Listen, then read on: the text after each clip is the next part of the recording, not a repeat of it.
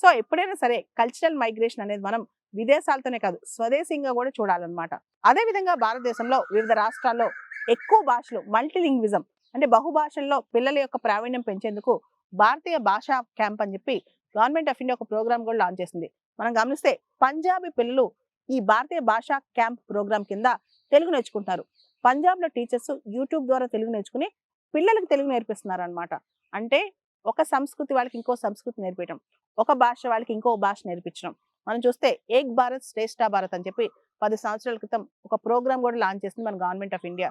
అంటే ఒక కల్చర్ వాళ్ళకి భారతదేశంలోనే రకరకాల కల్చర్స్ ఉన్నాయి కాబట్టి ఒక సంస్కృతిలో ఉన్న వాళ్ళకి ఆ సంస్కృతి కానీ హెరిటేజ్ కానీ అంటే ఆ వారసత్వ సంపద కానీ భాష కానీ ఫుడ్ కానీ అన్ని ఇతర ప్రాంతాల వాళ్ళకి ఎక్స్పీరియన్స్ గా చూపించడం అనమాట.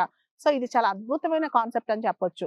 కాబట్టి మనం కేవలం ఇండియన్ డయాస్పరా ప్రవాస భారతీయుల విషయంలోనే కాదు విత్ ఇన్ ఇండియా అంటే భారతదేశం లోపల కూడా ఇంటర్నల్ డైవర్సిటీ గురించి కూడా మనం ఆలోచించి ఒకరికి ఇంకో కల్చర్ అంటే మనం చూస్తే నార్త్ ఈస్ట్ ఒక కల్చర్ ఉంది, నార్త్ ఇండియాకు ఒక కల్చర్ ఉంది, సౌత్ ఇండియాకు ఒక కల్చర్ ఉంది, అదే విధంగా వెస్ట్ ఇండియాకు ఒక కల్చర్ ఉంది. దాంతో పాటు విత్ ఇన్ ద ఇప్పుడు Malayali culture, Marathi culture, Telugu culture ఇలా అన్ని కల్చర్స్, అన్ని టేస్ట్లు, అన్ని ఫుడ్స్. అదే విధంగా భారతదేశంలో ప్రతి 15-20 కిలోమీటర్లకి ఫుడ్ లో కొంచెం ఫ్లేవర్స్ మారుతాయి, భాషలో స్లాంగ్ మారుద్ది, డైలెక్ట్స్ మారుతూ ఉంటాయి. సో ఈ రుచిని మొత్తం చూడాలంటే దీని మొత్తం ఎక్స్పీరియన్స్ తెచ్చుకోవాలంటే మనం ముందు మన దేశాన్ని ఎక్స్ప్లోర్ చేయాలి.